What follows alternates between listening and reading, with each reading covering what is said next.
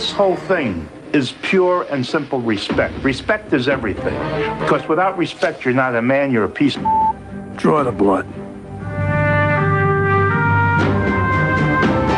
This is our life. This is how things are in the Cosa Nostra. We've never, as Irishmen, sat down and took an oath. We don't do that. We just honor amongst men. I mean, we didn't rat on each other. Before Valachi, there was nobody talked. They'd rather take a bullet or a baseball bat in their head. Double-crossing, double-dealing, violence up to and including murder. All the people in our own crew started to disappear. You know, it wasn't like when they ran out of people to kill, they started killing each other.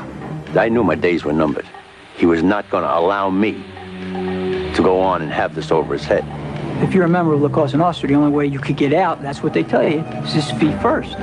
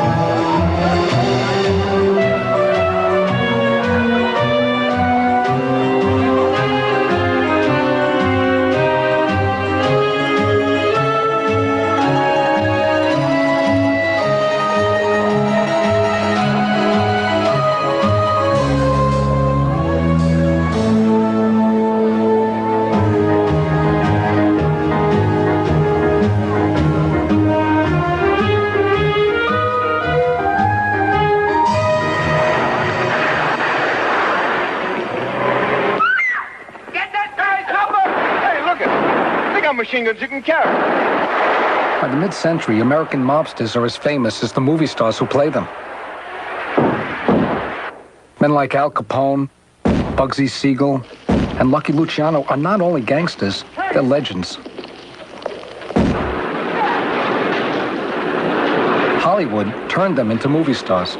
Television is bringing them right into our living rooms. That's the romance. The reality is very different. Extortion, numbers, murder. Life on the street is still a deadly business. Drugs will make it a dirty business.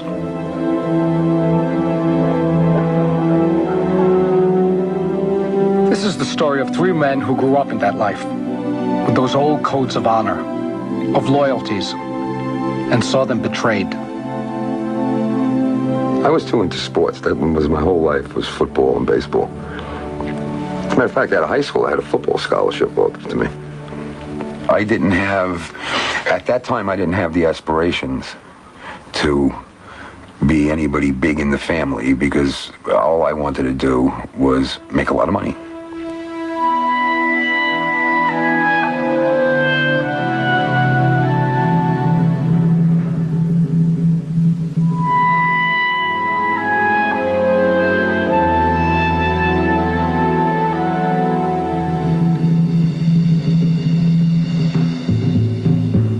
My uncle, Nino, was probably my biggest role model. His one dream in life was to die in the street with a gun in his hand. You know, and if that's not being proud of being a gangster, you know, Nino's the kind of guy that could walk into a restaurant and everybody will look up and go, look at the gangster. You know, I mean, he did what we used to call wearing it, and he wore it 24 hours a day. You know, I mean, if you saw him in his bathrobe, he was wearing it. He'd have the dark glasses on, he'd have the bathrobe on, and it was him. He didn't change. Dominic Montiglio grew up in the 50s in Levittown, Long Island. His godfather, Nino Gaggi, was an up-and-coming soldier in the Gambino crime family. Uncle Nino became Don's surrogate father, taught him lessons he couldn't learn in school.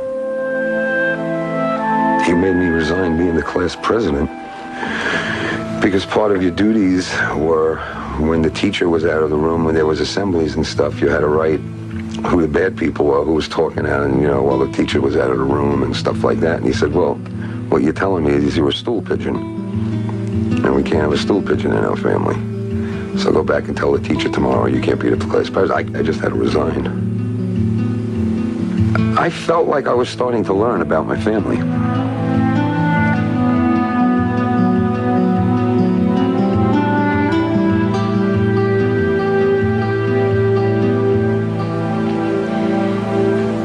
My uncle told me to be a man of honor, to be a man of respect.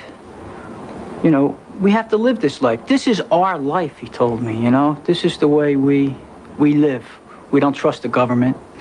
We don't live by their laws. We have our own set of laws we live by.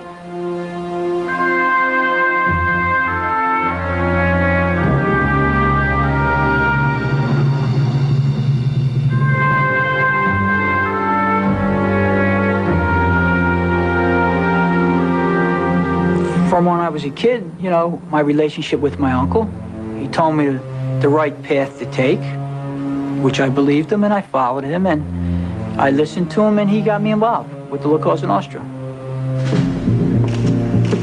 Phil Leonetti's uncle, Little Nicky Scarfo, the scariest hood in Philadelphia, shot his way to the top of the Bruno crime family.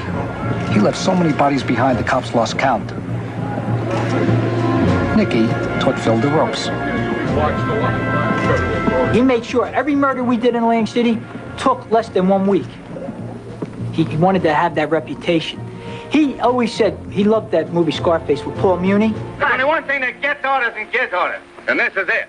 That's how I got the south side for you, and that's how I'm going to get the north side for you.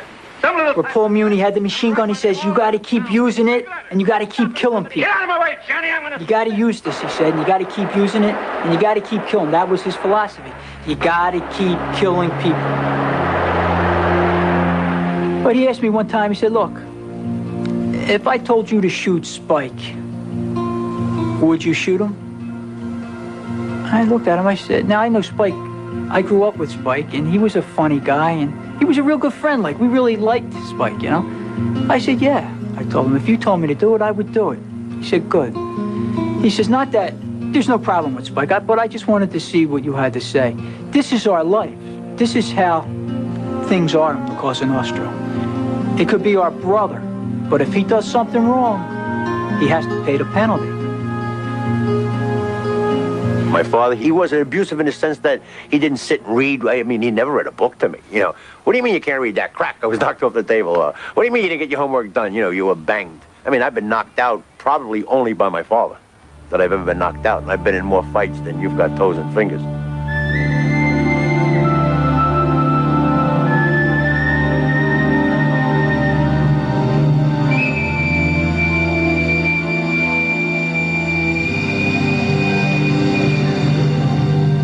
Not taking away from my father, he did work hard for a living, but he was a criminal.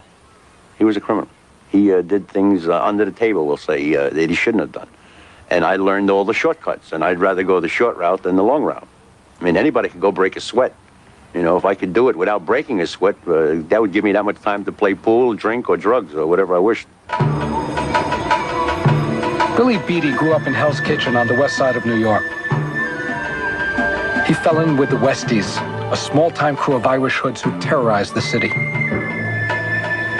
My father is a Scotch Protestant. My mother's an Irish Catholic. How they got together is unbeknownst to me. These people have been fighting for 800 years, but they did. And we were raised Catholic. And my father told me before I left home when I was 14 that you're old enough to figure out what you want now for yourself. But I was an altar boy. I mean, I could get into reciting the Catholic Mass here in Latin. I mean, I was that good at it. I got into it. But then I learned real quick to work the weddings. Because if you hustled the weddings, you got the groom. You didn't want to jinx his wedding. It'd tip you well, So we got into hustling that pretty good. I worked mostly weddings. My mother thought I had a calling to be a priest. She didn't know it was a busy signal. She sent me to one of these monasteries and said, Mom, I can't deal with this. Everybody was up there playing pocket pool, I said, I got to get out of here. Heaven and paradise are. The bunker was a term for the house we lived in. You know, if you notice, there's bars on all the windows, and you know, just a brick, I guess. Well, it was normal on the outside, I guess. Inside the house, it was a lot different. When you had the FBI breaking down the doors at 3 o'clock in the morning and chasing my uncle all over the house, and not being able to go out of the house because there was a war going on outside. But other than that, it was normal. I'm 8, 9 years old, and what happened was my uncle came to Atlantic City, and he told me, he says, I want you to take a ride with me. I said, all right, we want to go to Philadelphia. I said, okay. So he walks me around. He had a pickup truck hidden somewhere in the neighborhood, and he was saying, look, I need you to come with me because it doesn't look as too suspicious with me and a young boy with me, you know, just in case I get stopped by the police. You know, it looks like nothing could be going on here. And as we were driving on our way to Philadelphia, he told me what happened about this fella who he just killed, and they used this pickup truck to dump him off at a hole to bury the guy. And now he had to bring this pickup truck back to Philadelphia so somebody could get it and chop it up so there's no evidence. I said, oh, that's really good. You know, that I seen everybody back then, they were working together as a family to kill this person who was bad, who disrespected the family. And I thought that was great. You know what I felt like? That girl Marilyn in the Munsters, like she's normal and she lives with the Munsters and all that, but she don't think anything's wrong with them. That's how I felt. There's nothing wrong. There's nothing wrong here. I know what they are, but you know, what's wrong? And we go on with everyday life until I got involved. You know, they needed me and I got involved. I would never let my family down. We stayed mostly with our own. We trusted nobody, and very few of our own did we really trust. I mean, the inner circle people we trusted, like, you know, these were people to be looked up at because they did the right thing by us people. I mean, the guys that are now called criminals or murderers were paying a lot of rents in our neighborhood. They were good guys, you know. If we had a problem, we went to them. We didn't go to the police department. You were a stool pigeon, you know. You went to the tough guy in the neighborhood, and he straightened it out.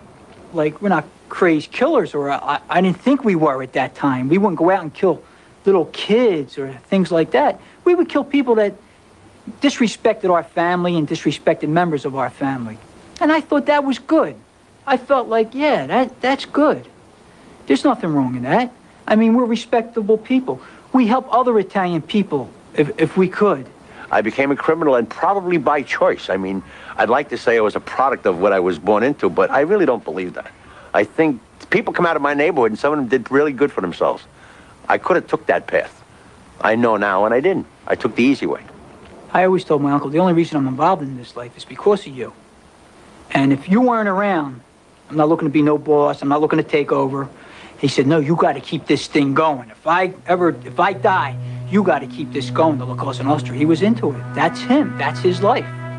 I saw the gradual ascent or descent, however you want to look at it, of my uncle, because every time we'd go to Brooklyn, there'd be another new car and there'd be more new clothes, and we'd go once a week, and he'd always give me $100 at the door when I was leaving to go back out, you know, to go home. So I knew he was doing good, but I never really paid much attention to that life at that time. I think the first time I noticed was when I was about 10, and the family realignment, so to speak, was happening. Frank Scalish was murdered, Joe Scalish was murdered, Albert Anastasia was murdered, all in a fairly short period of time. These murders are the first shots fired in a war for control of two of America's most powerful crime families. A war that would change the mob forever. Uncle Nino will be a soldier in this battle. Dom's fortunes will rise or fall with his uncle's. It begins in the fall of 1957. It will end in 1963 with the biggest betrayal in mob history.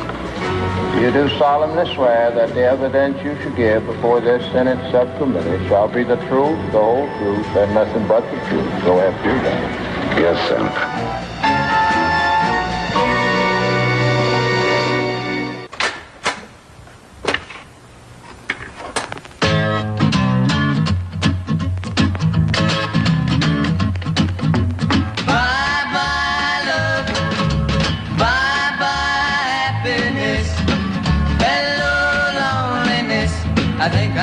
1957.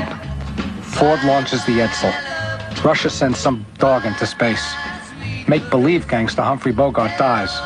On television, 28 million Americans see a real-life gangster, Vito Genovese, accused of being the head of the Mafia. Is it true that you're the head of the Mafia in this country? It is not the truth. Well, sir, have you ever been connected with the Mafia at any time? Never. What about... Genovese is right. He's not the head of the Mafia. Just wants to be. The number 2 guy in the Luciano crime family, he makes his move. A grab for power, the worst thing he could have done. Vito's first mistake? Trying to whack the family's prime minister, Frank Costello.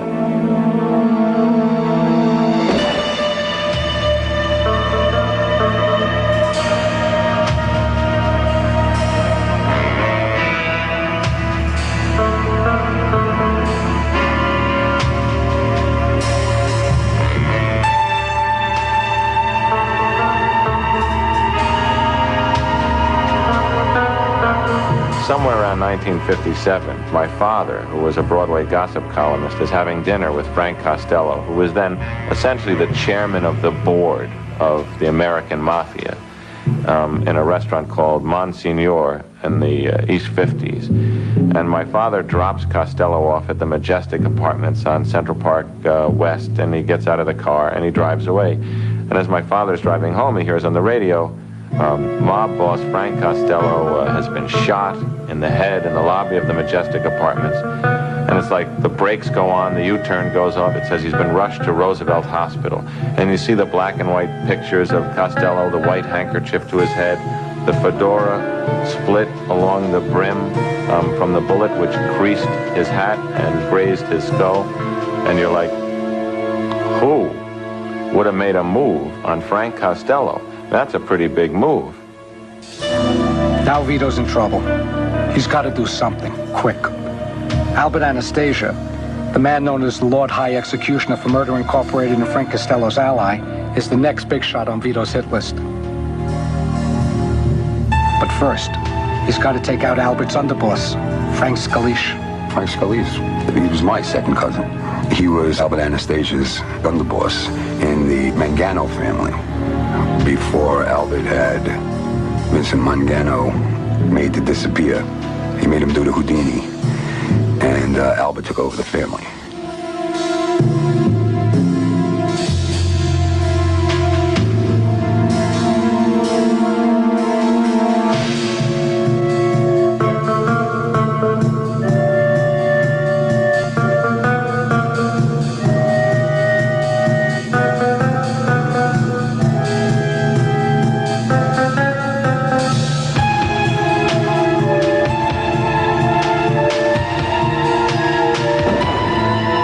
October 25th, 1957.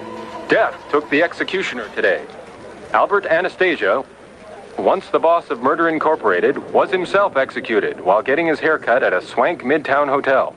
Coming on the heels of the attempt on Frank Costello's life, police fear gangland war. Detectives round up known mobsters for questioning. To most New Yorkers, Albert Anastasia's hit is just another headline. But inside the Montiglio house, it's a whole other story. I wasn't allowed to go out of the house to go to school. And, I mean, everyone stayed in the house. Except Nino. But we had all the doors double locked and bolts put on everything. And I knew something was up because, I mean, I wasn't... I still was privy to the TV and the radio. So you heard the names of the people that you knew were your relatives that were missing and dying and being assassinated. And that went on for a couple of weeks. And then all of a sudden one day it was boom. Okay, everybody can go out again. And all of of a sudden, Nino went from driving an old black Chevy to a brand new gold Cadillac. So I knew we were on our way to something. I knew something for all the bad that happened and all the crying and all the mourning. I knew something good came of it. After Anastasia's murder, Frank Costello gets the hint. He retires, taking with him the judges, politicians, businessmen, labor leaders, prosecutors, and cops he has in his pocket. The new boss will never have Costello's clout. He can kill you, but he can't fix a parking ticket. Who's the new boss? Vito Genovese. Vito Genovese was taken over the Luciano family from Costello, and Albert Anastasia being removed, Carlo Gambino is becoming the head of the family. Vito Genovese decided that although the commission had held a regularly scheduled meeting only 1 year prior, he wanted a special meeting. Police got their first break when they stumbled upon a Mafia board of directors meeting in upstate New York. The result was that authorities, including former FBI Director J. Edgar Hoover, could no longer deny the existence of organized crime.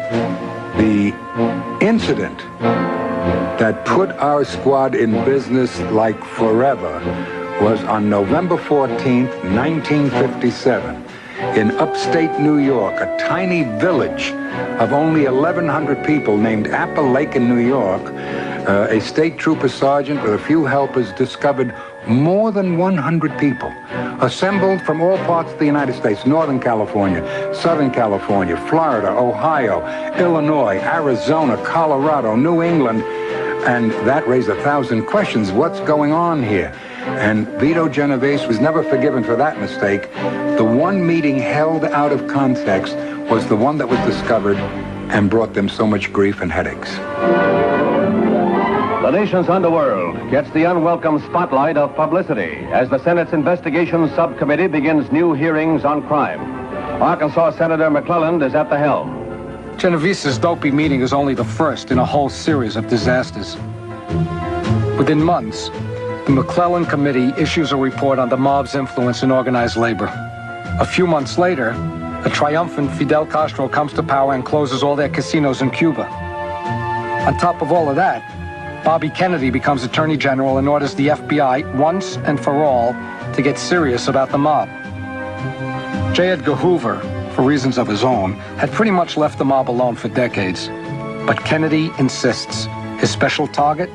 Teamster boss Jimmy Hoffa. Finally, in 1962, Lucky Luciano, the mob's last link to its golden days, dies on his way to the airport to meet a Hollywood producer wanting to make a movie of his life. It's the end of an era. After years of bad news, few bosses shed a tear when the feds bust Genovese for narcotics. But all these problems are small potatoes compared to Vito's next fiasco. We have as our first witness today, Joseph Valachi, who is presently in the custody. Joe Valachi, a two-bit hood in the Genovese crime family, becomes the first mob guy to betray the traditional code of silence. Why? The threat of life in prison and the paranoid fear that Vito doesn't like him and is going to have him whacked. By the time he's done, the Boy Scouts have more secrets than the mob. You do solemnly swear that the evidence you should give before this Senate subcommittee shall be the truth, the whole truth, and nothing but the truth. So help you God. Be seated. Valachi was the start of the end, I guess you could say. The beginning of the end. They gave him a good deal, and he squealed, he ratted, he fingered a lot of people. He started the ball rolling. Can you name some of the Costello in New York that I met? That's right. Joe Bravage, Joe Banana. Joe Banana is the boss of one of the families now, is that right? Yes. Joe Bravage was formerly boss of the Maglioka family. Right. All right, who else? Years ago, there was no such thing like that. Valachi opened up the door to that. Before Valachi, there was nobody talked. They'd rather take a bullet or a baseball bat in their head. You honestly believe that they were under orders from Genovese to kill you there in prison? Yes, 100%, Senator. 100%. 100%. How many members of the Cosa Nostra was present there at that time? About, as I said, I can go up to about 7. Valachi's testimony is the talk of the town.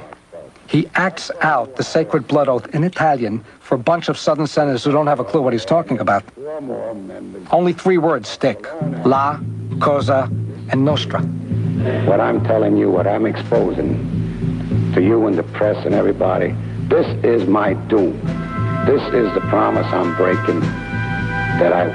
Even if I talk, I should never talk about this, and I'm doing so. That's my best way. If you were to pick only one thing that changed the mob forever, this would be it.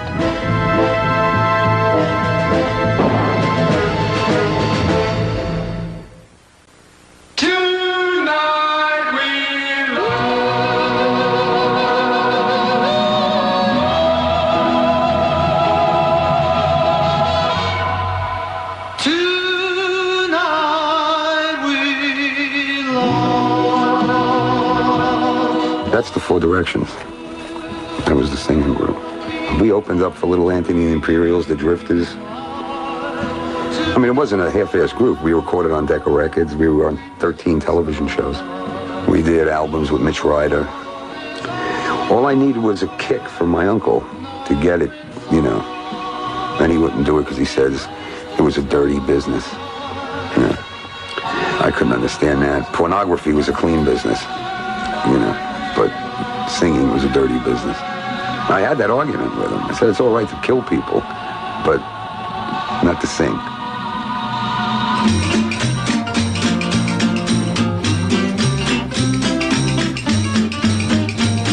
Well, come on, all of you big, strong men. Uncle Sam needs your help again. Yeah, he's got himself in a terrible jam way down yonder in Vietnam. So put down your books and pick up a gun. Gonna have a whole lot of fun. And it's 1, 2, 3. What are we fighting for? Don't ask me, I don't give a damn. Next stop is Vietnam. And it's 5, 6, 7. Open up the pearly gates. Well, there ain't no time to wonder why. We're all gonna die.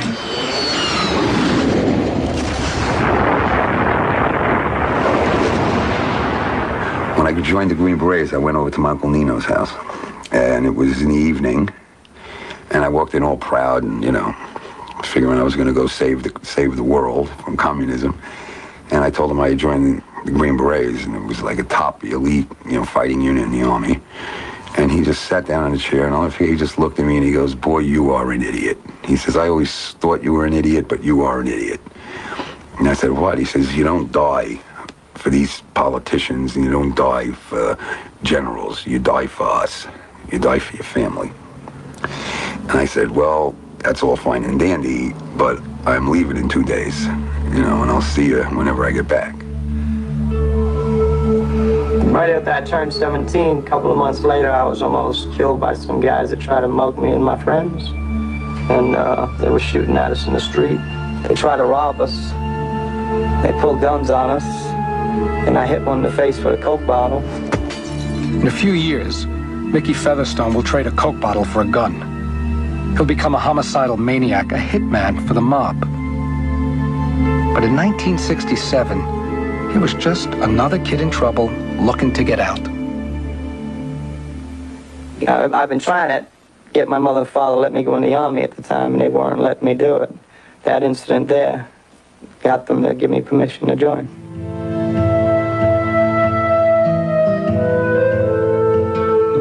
When I was in Vietnam, at times I felt that we were worse than the enemy, murdering the people and torturing prisoners, hooking them up to field phones and shooting electricity through their body, tying them to trees upside down by their feet, pouring swamp water down their nostrils, and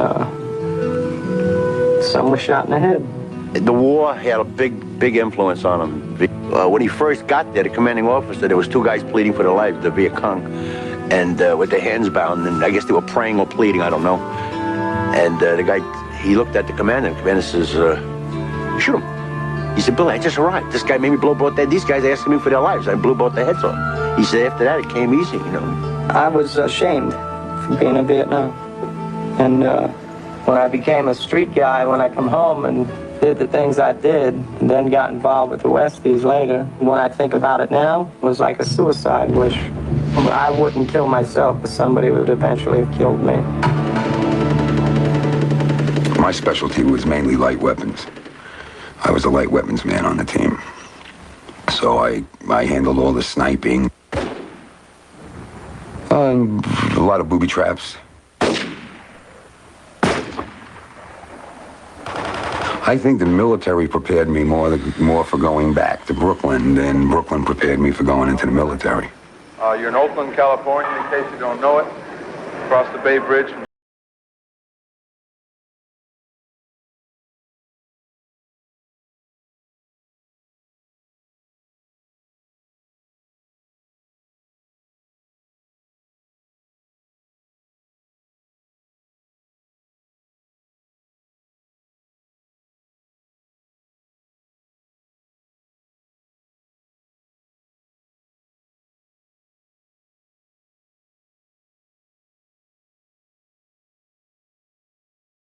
Until I went to see The Godfather. Ruination. You know, it just reminded me so much of home and the family that I really, really got homesick. And we walked out of the movie theater, and I told my wife, I said, it's time to go back. You know. And there was the Michael Corleone character. There was, you know, it was just too much that I related to in the film. And being naive and rather stupid, you know, not knowing what it's really like. I mean, it's not like it isn't The Godfather. I mean, it's not that easy to walk up and just shoot somebody in the head on the street. You know, it's a very difficult thing to do. And, I mean, the first thing they had me do was rig a hand grenade in somebody's car, you know. And I happened to have gone to school with this kid. And it was for something that, 12 years earlier, he had broken my uncle's nose in a fight. And my uncle waited 12 years, and all that time, he said, we're gonna get him, we're gonna get him, we're gonna get him. He didn't get killed. He got a broken leg or some stuff. About 8-9 months later, we saw him again, and I figured by this time maybe Nino had calmed down about it and got it out of his mind, because usually when you try and you miss, you figure, okay, we tried, we missed, leave the guy alone. Not so. It was my wife's birthday party, and he got me out of the birthday. We were all at the birthday party. Roy came over, DeMayo, and they said, guess who's on the corner on 85th Street? I said, who? I said, Vinnie Mook. So I had to tell my wife, okay, we're leaving the birthday party, and we all got disguises on. And we went and this time just shot him in the street. And went over to Brooklyn Bridge and gave all our clothes away, the disguise clothes away to the bums, and went back to the party like nothing happened. Had the cake and handed out the presents. You see, when you get into that life, it's not like somebody just takes you and says, okay, bam, here, go out and do this. It's a gradual, again, ascent or descent, no matter who, depending on your opinion of it. It's gradual, you know. First I ran a car service, then I made a couple of pickups, then I did a little of this, then I did a little of that, and it just escalates and escalates, and you take on more and more, and you start feeling in here more and more like that's what I do for a living now. That's what I do for my family. And this was like a rite of passage. This is when, and I've heard it so often, and you know, I've never heard it in real street vernacular, but in the books and in the movies, that was making your bones. Making your bones means doing a job when you want to go into the service. You got to make your bones. You got to show that you're a stand-up person. You got to show that you're going to perform. You're not going to back down. You're not going to start, I can't, I'm sorry, you know, like that. It won't cut. It won't hold water.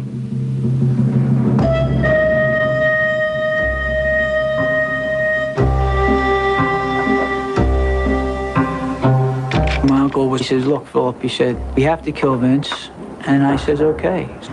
And around this time, Vince was starting to get a little suspicious. He felt like maybe my uncle was going to hurt him. And he told me around the hangout, he says, look, Philip, he said, no matter what happened, he says, I don't deserve to die. I said, well, Vince, ain't nobody going to hurt you. I said, well, you know, how could you even talk like that to me? I said, come on. I'm trying to relax him. I said, Vince, get some ice. Come on, we'll have a drink. So eventually, he walks over to the kitchen. He opens the refrigerator door to get the ice, and that's when I shoot him. He falls down, and my uncle listens to his heart. He says, shoot him again in the heart. And I put the gun on his chest, and I shot him again. Phil Leonetti's hit on Vincent Falcone earns him the nickname Crazy Phil. He's proven his loyalty to the Bruno crime family.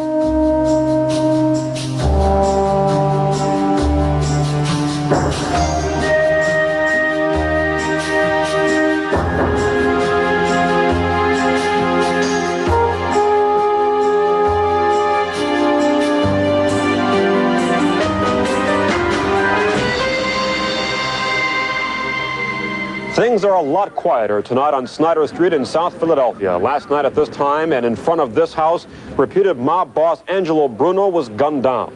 Today, friends and relatives of Bruno paid their respects to his family.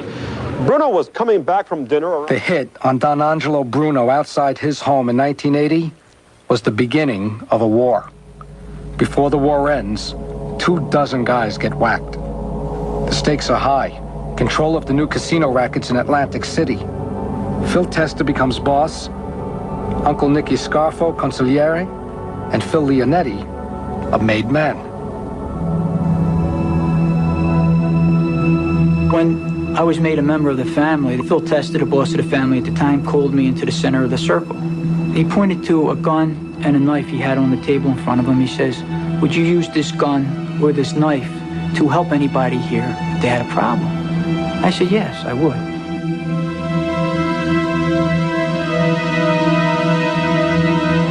He picks my uncle to prick my finger to take the blood from it. When my uncle takes the blood from my shooting finger, he puts it on a piece of tissue paper. Now, Phil Testa tells me, he says, I want you to make believe this piece of tissue paper is a picture of a saint. And what I'm going to do, Philip, I want you to cup your hands, and I'm going to light this piece of tissue paper on fire. And as it's burning in your hands, I want you to juggle it and keep saying, may I burn like this saint if I betray my friends. And I want you to keep saying that and juggling it until it burns out, which I did. And when it burned out, Phil Testa put his hands over mine and he rubbed the ashes into my palms. And after that, I was part of the circle. I was a made member. It's a moment that makes you feel very powerful, very strong. It makes me feel I'm part of this family that we're all friendly. We're all brothers now. And we all help each other if somebody has a problem. I felt very good about it. But the family doesn't necessarily mean that it's a bloodline. You know, it's just the family. Everybody that's there is the family. When you take, the oaths and when you get made, I mean, that comes ahead of your own blood family. It comes ahead of your kids. It comes ahead of your wife. You know, if your wife's dying in the kitchen and you need to perform a tracheotomy and they give you a call and say, come, she's got to find somebody else to do the tracheotomy because you got to go. I mean, that's the rules. They kill you. They retire you.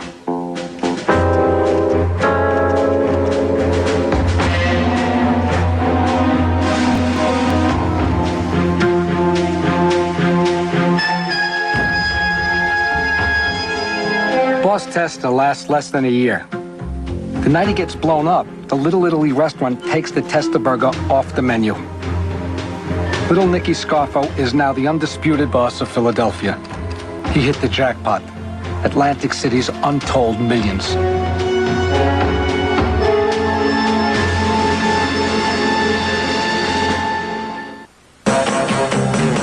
The best things in life are free, but you can give them to the birds and bees. I need fun. That's what I want. That's what I want. That's what I want. That's what I want. Everybody scores in Atlantic City. The players, the feds, the state, and especially Uncle Nicky. The mob's got Vegas in its own backyard. Atlantic City, June 1977. New Jersey Governor Brendan Byrne signed a law paving the way for casinos. Byrne told the mob to stay away. Keep your filthy hands out of Atlantic City. Keep the hell out of our state. But organized crime didn't. State police say the mob is increasingly active in Atlantic City. Police say the mob is also involved in businesses that provide the casinos with parking, food, liquor, and vending machines. We had connection with Local 54, which was the waiters, waitresses, bartenders, the scullery, which is one of the largest unions in this area, in Atlantic City area. And we also had all the other unions in Atlantic City. The Teamsters, everybody was with us. We could have told every union to strike, stop delivering the trash, stop picking up the trash, no deliveries, no food, no nothing. We could have closed everybody down, but we don't want to do that. We don't cause no problems. Everything was working out smoothly. We were making a lot of money, my uncle, and it worked out good. It had been working out good for a long time. Since the 30s, the mob's used its muscle to get a piece of organized labor. By the early 60s, the mob has a piece of almost every union in America. But it took a bitter feud between Bobby Kennedy and Teamster boss Jimmy Hoffa to expose the mob's connections inside the unions. The unions, with their millions of dues-paying members and billion-dollar pension funds, were a key source of mob money and power. Kennedy holds Hoffa responsible. There is no question about Hoffman. Don't you say that either. You said that enough around this country, and I want the American press to know that I resent the fact. And don't use this as a sounding board for headlines for that purpose. And I appeal to the chair that that be taken out of the record. Put it down! Put it down! Cross the line! Join the Teamsters! In the 20s and 30s, the management was hiring the goons to cross the picket lines and beating those fellas unmercifully. There came a time where Jimmy Hoffa realized that without the help of the mob, he could never be successful. And that's where he recruited the mob. And the mob was very happy to help because that would give him an inside track to the unions. And without them, he couldn't manage. And they used him and he used them. Mr. Hoffa, you've got people in Detroit, at least 15 who have a police record. You've got Joey Glimpo in Chicago. I say you're not tough enough to get rid of these people now. It's his dream to have a pension fund. And that's how he would reward them for their assistance in organizing these various businesses and factories and plants and everything else, that they would have access to the pension fund and be able to obtain loans for themselves and their friends. If you took control of a labor union, you could see that you would be voted generous salaries, generous perks, an automobile, expense account, and so on. Plus, you can make money selling labor peace. Guys were picketing a place that was a friend of ours or somebody, we would be down and straighten them out and move them off. We'll call them to the side and say, what are you doing? And they said, well, we're sent down by our unions. We said, well, you'd like to leave here tonight and go home to your families. I mean, your alternatives are this or that. And most of them did.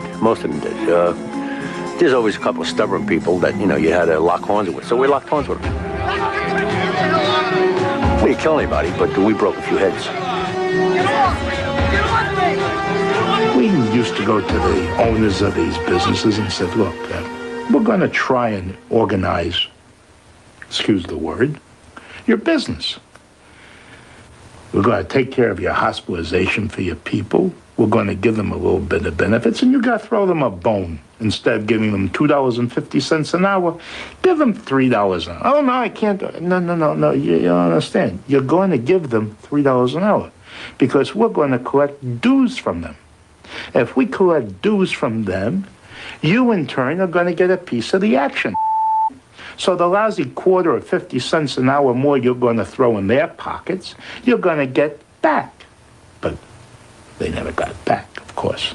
I mean, once we take something, once we grab somebody's throat, we never release the throat. Hey, Chuck, I'm going to tell you something. You have that $200 in my hand tomorrow. You understand me? Huh? You have it here by 6 o'clock tomorrow night, or believe me when I tell you this, and I promise you, I'll break every bone in your body before I go to jail. They have what law enforcement doesn't. They have the fear of God and the fear of that 22 behind your ear. And they could make that contract almost anywhere in the world by picking up a phone and saying, do we have anybody in Rome, in Germany, in Munich, in Paris to go see you? I want his kneecaps boiled, baked, or fried within 24 hours. They have the power to do that. We're not animals. We do what we got to do. We're not the nicest people in the world, but that's part of the business. And it is business. If you're building a big building and losing money, is it easier to pay off a gangster and straighten out a problem? You bet it is.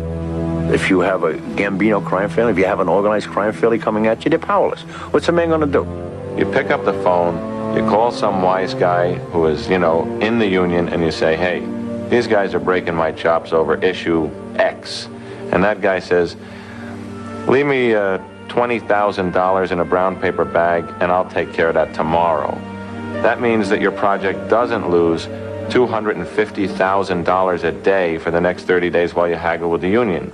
Is it wrong? Well, of course it's wrong, because the union is selling out the very men that pay their dues to be in it. I worked in Madison Square Garden. The only history of the ever being closed down was due to us. They'd never been closed down, Madison Square Garden. How long are they in existence now? I don't know. 100 years? I don't know. So we just severed all the electric cables in the building, and nobody could work. We went in and closed them down. Why? Because we wanted more money. Not just more money. We wanted more no-show jobs. So we closed them down until he gave it to us. I mean, I worked there for 7 years. I think I showed up 2.5 years. And I got paid every week all this money. I got paid not to come there, create a problem. He got to that point.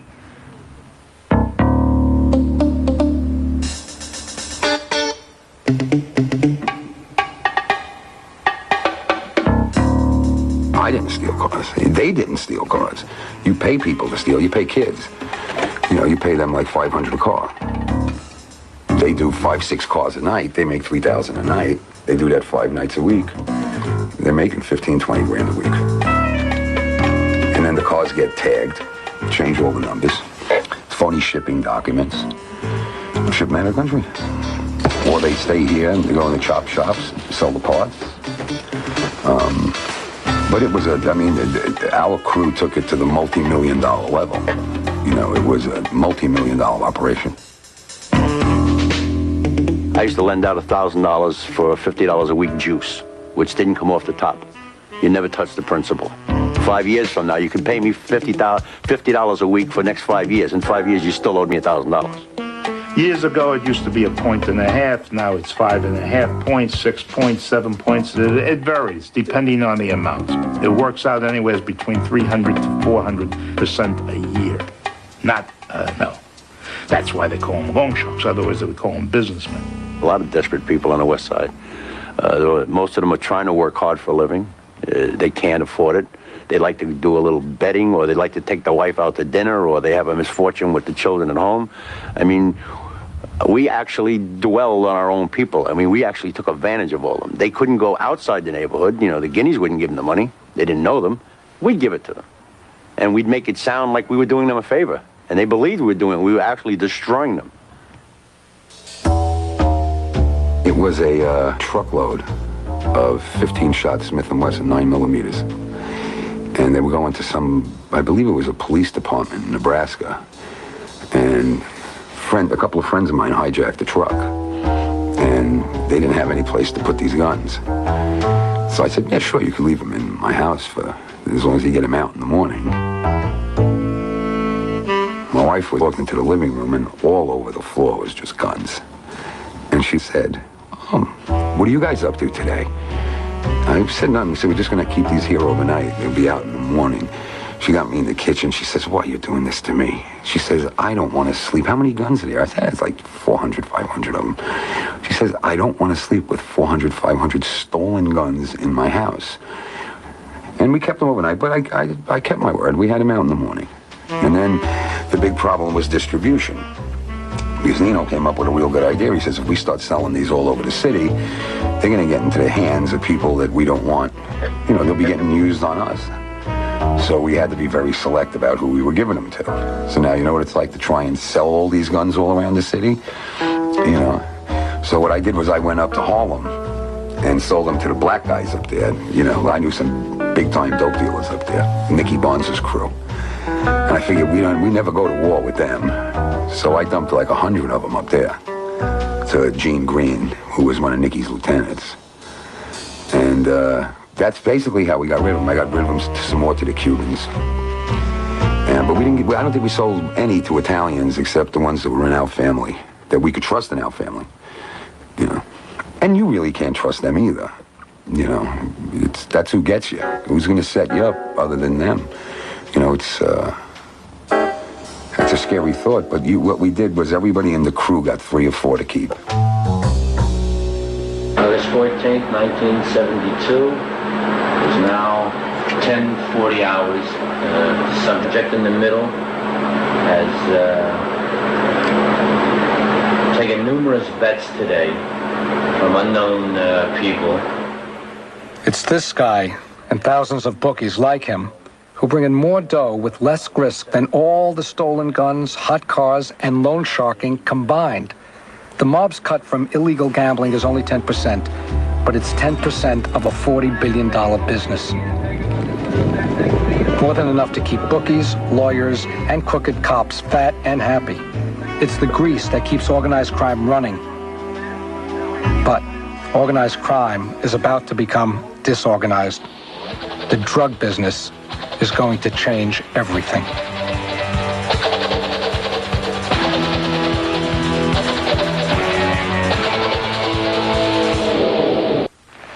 The purpose of my coming to the Department of Justice today in this great hall is to sign the organized crime bill. I think that we can say that we shall now be able to launch a total war against organized crime, and we will win this war.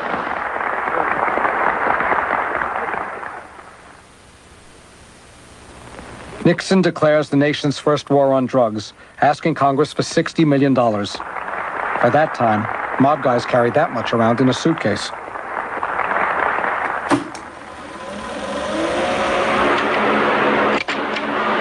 This is 20:05 hours, August 14th, 1972. These are the subjects that were involved in this afternoon's transaction in the middle of the screen.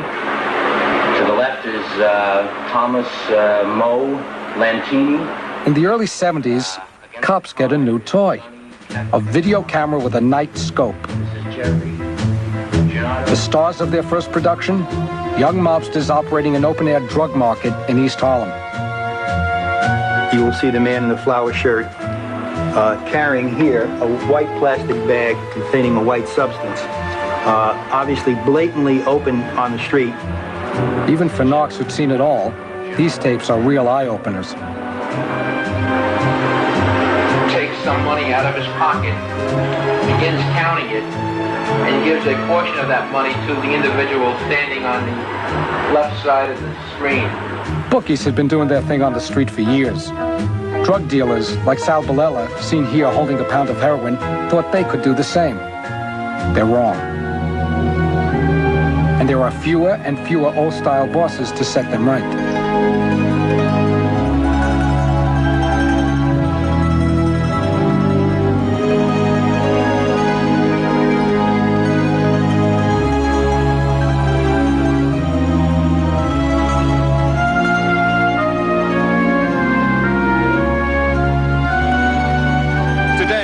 Gambino, head of the most powerful crime family in the country, died of a heart attack. As the so-called boss of bosses of Manhattan, he attempted to steer the families away from drug trafficking, believing that narcotics convictions would invite unwanted infiltrations of the federal government. His death could result in war between the factions in the family. When Carlo Gambino died, if I'd been asked to place a $10 wager as to who would be his successor, I would have put the $10 on the man who was his underboss, Agnello Della Croce. Tough man. And of all the gangsters that I met personally, and I met dozens of them, in all of my years, there are only two who, when I looked them straight in the eye, I decided I wouldn't want them to be really personally mad at me. And Yellow de la Croce was one, and Carmine Galenti was the other. They had bad eyes. I mean, they had the eyes of killers. Della Croce runs the best crew in the mob. His skipper, the toughest street fighter in New York, young John Gotti.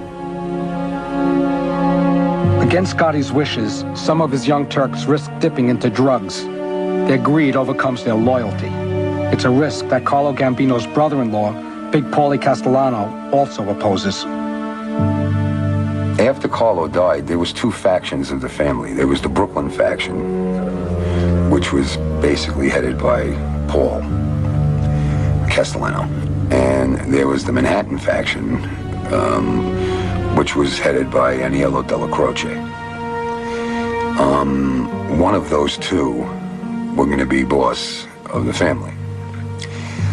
It was a very tense time because that is always when it's very ripe for war within the families. Nino spoke to me in the afternoon. He said, "We're going to make Paulie tonight." So I went to Gemini, and I picked up a package which turned out to be an M2 carbine.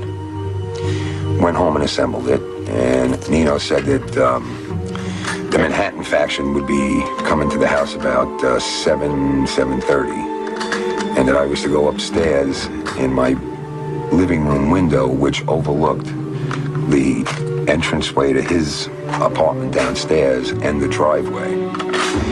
And he said, "There's supposed to be no guns at the meeting." He says, "But I'm taping a pistol under the table." He says, "If anything goes wrong and you hear any shooting downstairs," he says, "just kill everybody that comes out of the house." And about 7 o'clock, Paul and Tommy Bellotti came with Joe Gallo. He was the consigliere to the family. And about 7:15, the Manhattan faction came, and they walked in, and I clicked the safety off. And probably within 15-20 minutes, the Manhattan faction left. I put the safety back on, and then Paulie and Tommy and Joe Gallo left. And about a minute after that, Nino knocked on my door, and I went downstairs, and he said, "Paulie's the new boss." Big Paulie Castellano begins a 9-year rule. Della Croce and Gotti are not happy. They feel Paulie spends too much time with bankers and businessmen, not enough time on the street. But Paulie's big problem comes when a bunch of Irish nut jobs start whacking people and bring down the heat from the New York DA. Presently, we have under investigation 28 murders that they've committed. In 5 of those murders, defendants have been charged, but there are another 23 that are open cases. Everybody's getting the heat. The murders weren't even committed by the Gambino crew, or even by Italians. They're the work of an Irish gang from Manhattan's West Side, the Westies. They thought we were an army. They didn't know there was a dozen of us. I mean, that's all we were. There was a few of us. But we were brazen kids, and we didn't care, you know. These guys ran around, you know, they talked about being wise guys, but they snuck up on you. I mean, we did it right in your face. We didn't care. We'd come to your house in the day or the night, or it didn't matter. If we had a problem with you, we did it immediately. You know, they laid back. So I guess our reputation got out in front of us because we had a lot of moxie. According to the press, the Westies were the bottom of the crime barrel. They'd do anything. An assortment of wild men, drunks, and druggies. But their leader, Jimmy Coonan, wants more. He wants to hang around with the big guys. One of my biggest arguments was Jimmy's that he had to stop killing people. I said, "We can't collect money from dead people." He says, "Yeah, but you don't understand." He said, "We can't go to the Guineas and not have a record. You know, we got to have a track record of bodies." He said, "This is impressive to these guys." Coonan killed one guy too many. A big-time loan shark for the Gambino family who loaned $40,000 to one of Coonan's men. The loan shark's name? Charles Ruby Stein. He didn't have any young Italian tough guys to go up and talk to the Westies And he very stupidly went himself to 11th Avenue on 53rd Street somewhere, and the Westies decided to erase the debt by erasing Charles Ruby Stein.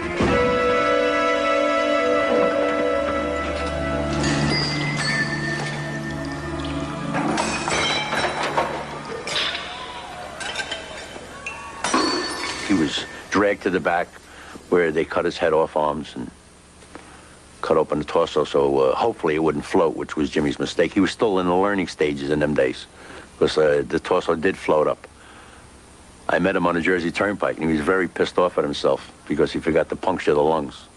After nearly 3 months of medical detective work, they've identified 6 of the 7 bodies, apparent victims in a gangland hit parade.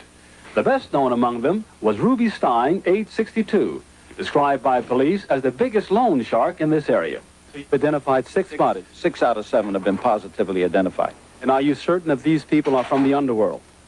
Well, there's no other conclusion to draw from it, since most of these people not only had multiple bullet wounds, but were wrapped up and tied and placed in cardboard boxes, shipping boxes, and other compartments. He said, now we got a real problem, because Ruby Stein was the front runner for the crime families investing their monies, and they were going to know it came from us, you know. Big Paul Castellano demands a sit-down with Coonan at Tomaso's restaurant. He wants to talk about the Stein murder. To keep the heat off the mob, he has to get the Westies under control. They had to be controlled. Somebody had to control them. So Roy DeMeo and Danny Grillo had a good in with the Westies, and they set up a meeting. And at the time, Jimmy Coonan, who was the head of the Westies, he wanted to be a wise guy. He wanted to be like an Italian. So it wasn't too hard to get him to go for it then. And the rest of the Westies weren't really crazy about it, but they went along with what Jimmy said. My argument with Jimmy was I didn't want to be by these people. I was taught by my father, by my uncles, if you're not one of them, you can't become one of them. You got to be a blue blood, you know, and I'm a Mick. There was no getting around that, you know. So, and I really believed that. I really believed that. And I was doing not bad with my own group. Why step out, you know? I didn't want to be a pinky ring person. The guys from the West Side don't like the Italians in general. Not because they're Italian, because they're mob guys.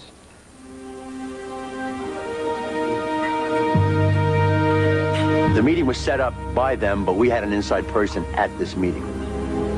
And this kid was eyeballing at this place. And if they saw Jimmy be taken out of the room, or Mickey, our instructions were to come out and just kill everybody that's there. No matter who was there, everyone was to die in the restaurant.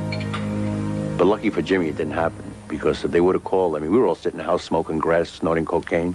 We were having a good old time. It was like a family reunion, so we had a big party. If they would have called, they probably wouldn't have answered the phone. I mean, we were all so stoned at the time. That's the truth. I mean, it's sad, but it's true.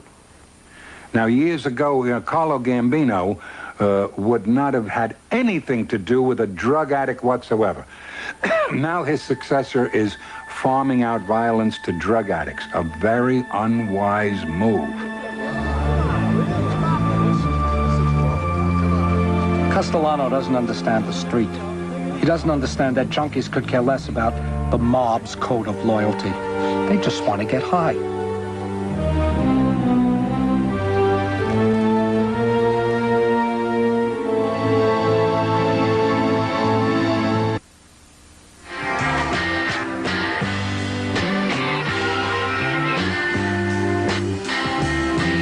The pusher.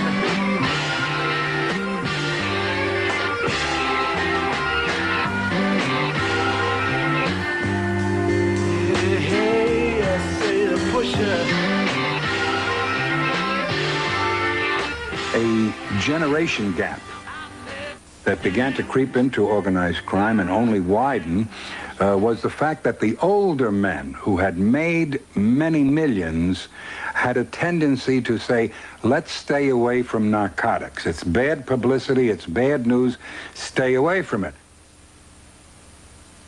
drugs, well, sure, we could have did a lot better, but my uncle was always concerned about how the people in the Genovese family would feel about that. He knew they were dead against it, and he always made sure nobody in our family fooled with drugs. He put the rule down. He says, you can shake people down, which we shook big drug dealers down for big money. But you cannot steal the drugs and sell them. We could steal the money, he told them, but not the drugs.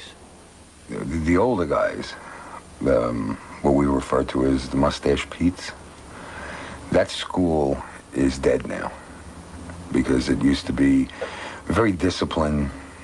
They stuck to the rules. They were very cheap. I mean, they had a saying, keep them down, keep them hungry, and, you know, they'll keep on working for you. And the drug business has opened up a whole new horizon. In the generation gap, the young guys are saying, sure, they've made all their money, and they're going to deny us a chance to catch up to them. That's why they want us to stay away from narcotics. So while that was a general rule, a lot of the young men decided to violate it. For good reason. Money. Drugs are making other people rich. The rules are working great for the bosses, not for the guys on the street. I just wasn't getting enough money to survive on... I had another child on the way. I had 2 kids, and he was paying me like $250 a week, you know. And we're talking about you putting hand grenades in people's cars and running around, you know, gunning down people in the street for $250 a week.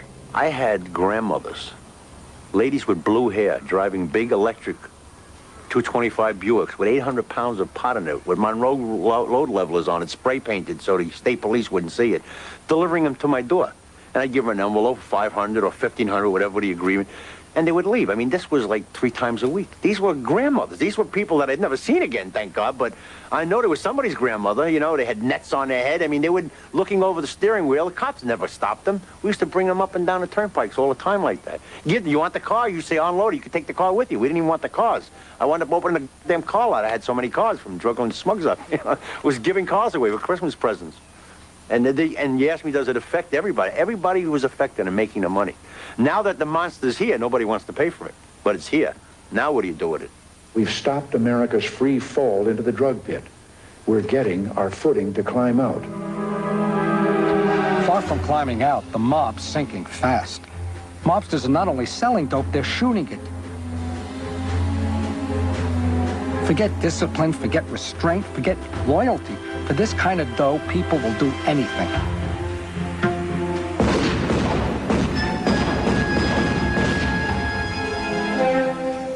As things start evolving and changing and people start dealing with drugs, it changed. You know, it's not like it was in the old days. I would stay up 3-4 days at a time, doing cocaine, not eating, drinking Jack Daniels, and doing robberies.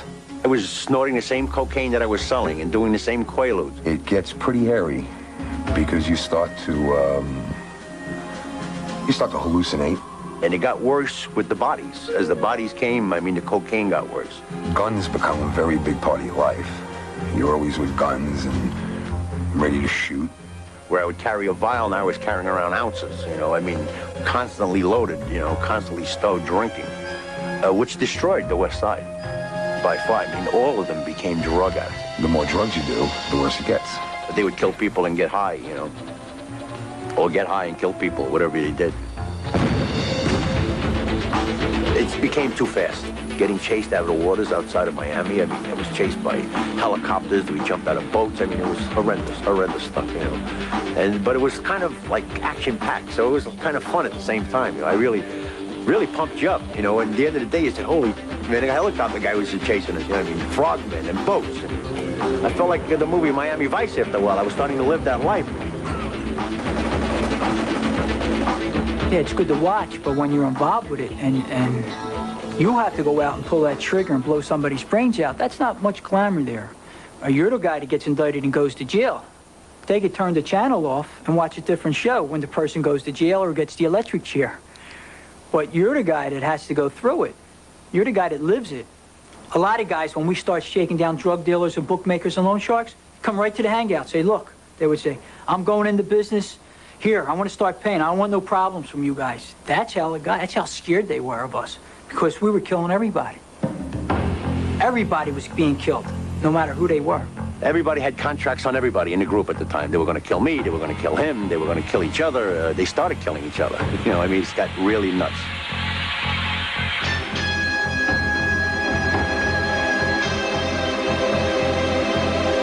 You walked in, you got shot in the head with a silencer. Somebody wrapped a towel around your head to stop the blood from going all over the place. Chris would jump out in his underwear because he didn't like to get his clothes dirty. And he'd stab you in the heart to stop the heart from pumping so the blood would stop. Then you were hung upside down in the shower. Neck was cut, starting in the back, all the way around here. And you bleed in the shower for about 40 minutes. And then they had pool tarpaulins and regular butcher kits with the saws that butcher used to hatchet. You know, and they had it down to a science. Unless they wanted you found. And they didn't care who it was. You know, it got to a point where they didn't care who they killed.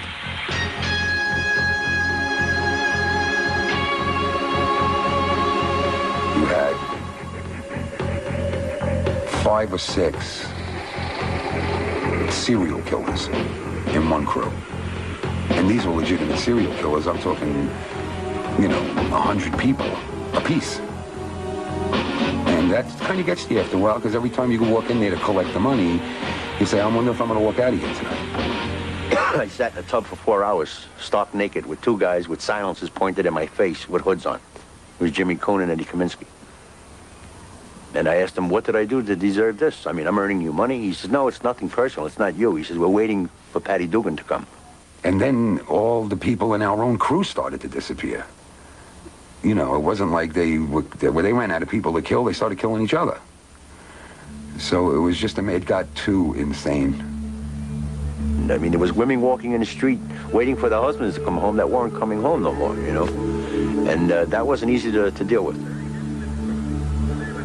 They used to disturb me to see Jimmy Coonan pick his babies up and hold them and play with them. And I used to look at him and say, how can this guy, he just carried somebody's in his hand or his head in his hand, and here he is playing with his kids. I mean, how do you live with that? I couldn't live with that. I refused to live with that.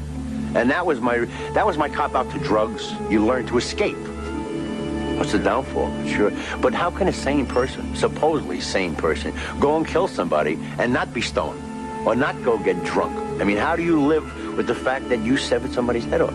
I mean, I saw them cut a man's head off.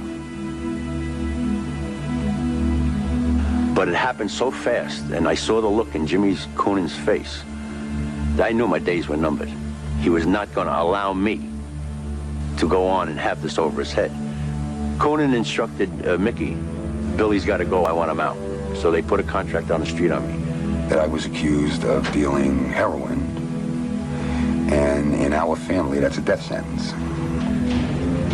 And on the way home, Nino told me, he says, you know, if you weren't my nephew, they would have found you in the street already. And he says, you just keep on messing up. And he just gave me that look, like you just keep on. And I had no intentions of not keeping on messing up, because I was going to go out and make my own money. And at that time, I figured either I stay and I'll last a few more months and then they're going to, you know, kill me, or I take off and I go. I had made peace with the fact I was dying anyway, but I made peace with that fact early in life, when I became the criminal and the drug dealer and the burglar, and it was obvious I wasn't going to live long, because we were dealing this dead man's hand. I mean, that's, everyone around me was dying. It got too insane. You know, I mean, it's got really nuts. Mob guys, dead. Discipline, dead. Loyalty, dead. Nobody's safe anymore. Not even the bosses.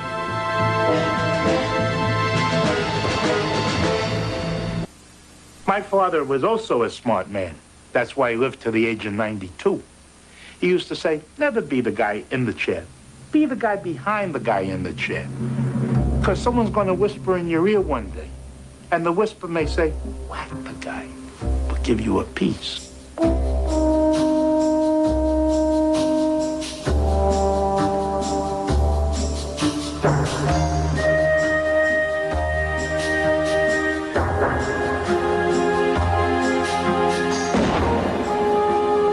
Paul Castellano was a big man. He got whacked. This is the boss of the largest crime family in the United States. And this is the biggest mob hit in decades. Somebody, to pull that off, had to make a major, major move. Someone took me on the side that night and said, listen, remembered his name, John Gaddy. He didn't even say it right. He didn't say Gotti. He said, John Gaddy. And I said, who the hell is John Gaddy?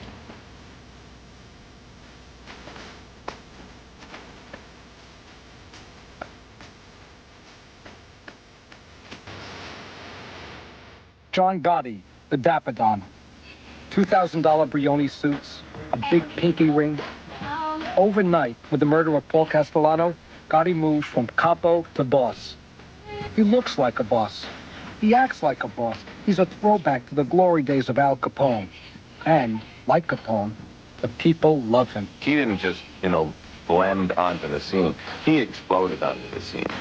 And some of that was about him, a lot of it. Some of that was about us. We in the press had been steeped in 20 years of mob bosses who were 80-year-old men who doted around in overcoats and flannel shirts buttoned up to the top, who would come into court with lawyers who would say, Your Honor, my client is old and sickly, and if he spends 5 minutes in jail, he'll keel over dead, and he has nothing to do with this. He's a legitimate businessman who just grows tomatoes in the backyard. And suddenly, John Gotti bursts onto the scene. He looks like Al Capone. He dresses like a gangster from the movies. He talks like a gangster from the movies. And there's none of this, my client is old and sick stuff. His lawyer says, this case is garbage, we're gonna fight it, and we welcome the day in court.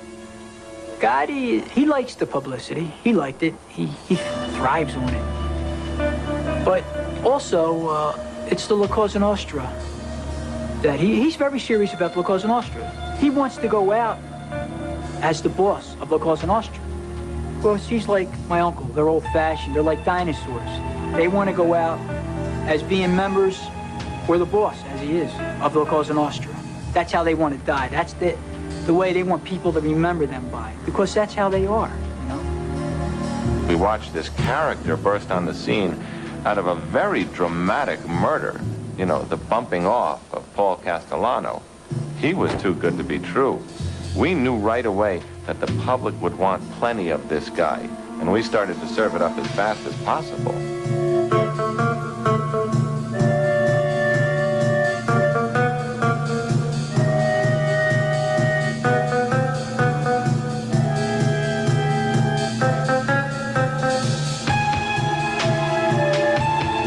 With respect to the charge of assault in the second degree, do you find the defendant, John Gotti, guilty or not guilty? Not guilty. Gotti's the master of escape. 3 times he beats the government. He's called the Teflon Don. Nothing sticks to him. But even Gotti's days are numbered, thanks to a little-known federal law called RICO, the Racketeer Influenced and Corrupt Organization Act. Prosecutors love it. They can put a guy away forever.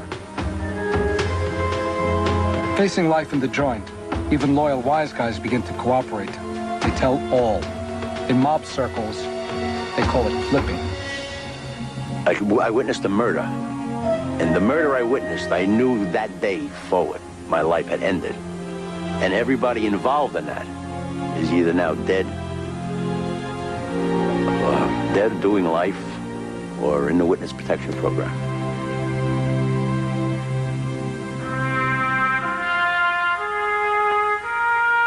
March 1986. Mickey Featherstone is the first Westie to flip. He gets put in the witness protection program. In return, Featherstone tells all he knows about Jimmy Coonan and his crew. It's an ugly story. I said, that guy just flipped. I said, that means one thing, they're coming for me. I said, I want you to know why. And I sat and told my family everything. And they all looked at me and was brokenhearted, most of them, because my daughters were involved. And I said, here's my options. I can run away, because I ain't got the money to take everybody with me. We can attempt to all get into this beat-up car we got and try to run. I said, I can stay here and get whacked, which is going to happen, because they was already trying. They were attempting to whack me the year before that, or during that time with Mickey, before he flipped. I says, or I could wait when the man comes. I said, I could take them all down. But what they done to us, because we were broke, poverty-stricken at the time. It was kind of devastating for them to say, Dad's going to be a rat. You know, kind of blew them away. But I told them that the monster that I knew of, and I said, I think I have to do this to take these monsters out. I tell you, what gave me the strength to call the government, though, is when my cousin Mark hung himself. Because after that, I said, hell with this stuff. I can't take it anymore. I'm worried about my son, because my son was best friends with Mark Scarfo. The kid wanted to be a normal kid. But around our family, you can't be normal growing up. You have to live the way his father wanted him to live. 17-year-old kid. Didn't want him to play sports in school. Say, you're a jerk. Don't you play sports in school? Mark wanted to work for somebody, like delivering bread. No, you ain't working for nobody that degrades him. He wanted him to be a Cosa Nostra member before he grew up. The kid wanted to be a kid first. He didn't want to get involved with this. He didn't want this. He wanted to be a normal kid. So one day, he went into the bathroom of my office and hung himself, like out of the clear blue sky, like just like that. Didn't show no signs of anything being wrong, or that was it. That's how he held everything inside, this kid. He went into the bathroom of my office and hung himself. I read it, I guess. I guess that's the only way to say it. I informed. I testified for the government. I made an agreement with the government to cooperate. If they helped my family, if they moved my family and got my son situated, got him out of that life, and moved him somewhere so I could get his life back on track. Once they found out I was in jail, and Gene Green told me, he says, word's out that the Dagos are going to whack you while you're in here. And I said, they said, you want us to help? I said, no. I said, this is my I know what I got to do now. And that's when I made a phone call. Dominic got arrested, and we made an offer to him that he didn't refuse. And from that point on, he became our strongest witness. In the trial, they brought everybody. They brought my grandmother, was 93, on crutches. They brought her into the courtroom. You know, they'll do anything to rattle you. You know, and you got to sit there and look at all these people. And it was, like I said, I do 3 more tours in Vietnam before I go through that again. You know, no doubt in my mind. Nobody's exposed the inside workings of the Gambino family like Dominic Montiglio. His testimony puts his uncle Nino and a dozen of Nino's top guys away forever. Mickey Featherstone and Billy Beattie's testimony put an end to the Westies. Jimmy Coonan and his crew get 75 years in the can with no chance for parole. Philip Leonetti testifies about 10 mob hits and sends his uncle, Little Nicky Scarfo, to prison for life. Scarfo's capos and foot soldiers go down with him. That's only the beginning. Next to fall, the big boss himself. Let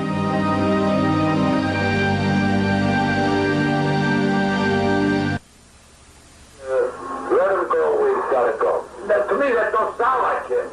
Unless you don't know Sal's around. July 5th, 1985. The FBI plants a bug in the Ravenite Social Club, John Gotti's hangout, the place he does all his business.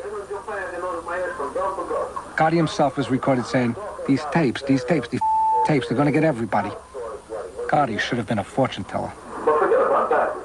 But he was at the wedding. Did you ever hear? Yes. Did you ever hear? He spent the whole night with me. The feds record 28,000 conversations in which Gotti is heard bad-mouthing everybody, including his underboss, Sammy the Bull Gravano. It's mind-boggling. Gotti talks too much. Listening to the tape, Sammy the Bull sees his days are numbered. Rather than go down with Gotti, Sammy flips. The biggest defection in mob history. It was absolutely incredible. These capos and soldiers hearing themselves being discussed by John Gotti, by Sam Gravano, by Frankie Locks.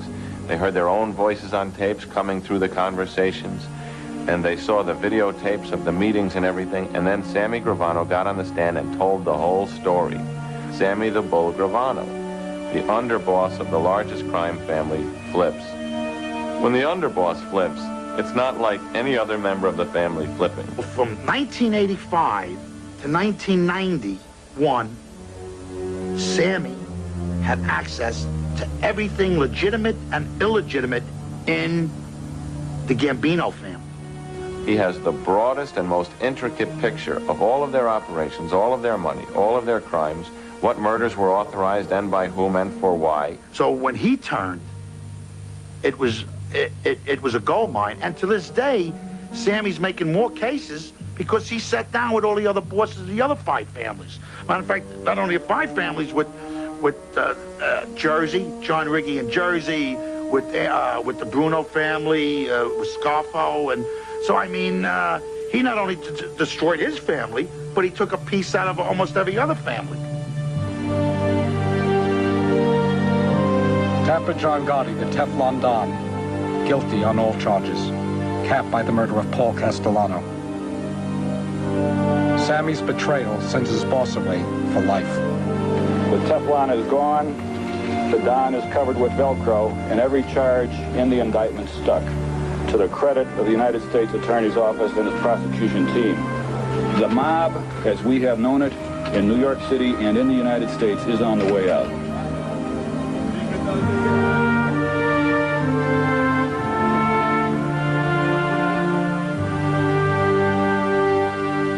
Who gets you as your best friends?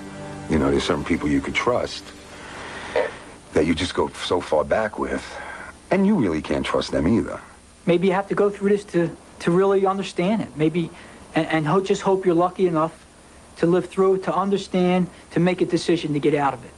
Because it's not like what you see in The Godfather, the respect and all that, and everybody's a good guy, and the drug dealer's the bad guy in it, and yeah, it's good they killed the drug dealer. It's not that way. It's not clear-cut like that. There's so much treachery in it.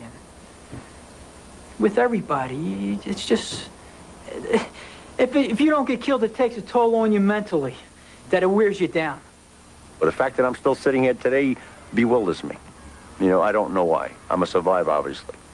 But I didn't think I'd get this far. I mean, the money that I made through drugs and racketeering, I should have boxes of it, you know? But as quick as you made it, you gave it up. I mean, we gave it to women, you paid rents, you bought things, it didn't matter, because you didn't think you were going to be around that long. I personally didn't. So eventually, what happened was going to happen. It's the inevitable. You're going to die, or you're going to go to jail. I mean, those are 2 constants on the street. I took a criminal oath to these people, to the people I thought were honest, that wouldn't stab you in the back, that wouldn't double-cross you or try to kill you to get ahead of you. That's the oath I took. I didn't take an oath to these people who were treacherous and evil people. I didn't take that oath. I don't mind being able to sit down and say I'd done it. You know, I mean, I don't mind that. I wish I'd gone a different direction because I might have been something really, I might have done something good, some real good. Because I've got a lot of smarts, you know, and I just didn't zoom them in the right way, you know. I'm a pretty talented guy. You're not dead yet, you know. No, I'm not, and it's not over for me. But look at all the years I wasted, you know. Look at all the years I wasted, and I wasted the biggest part of my life. But who knows? Who knows? Well, when he was 90 years old, he was laying in bed. And I said to him, Papa, I said, why the hell are you so hard on us? I can't understand it. I mean, yeah. He says, you afraid of anybody? I said, no, Papa. He says, can you almost beat the out of anybody? Yes, Papa. He says, can you kill almost anybody? I said, yeah, Pop. He says, I did my job. Now get the hell out of my room. He says, I'm building men. He says, I'm not building wussies. I'm not building faggots. He says, I want you guys to be men. Because without manlyhood, you're not going to be home. Also, it shows weakness to have a heart. And you can't have a heart in this business. Too expensive.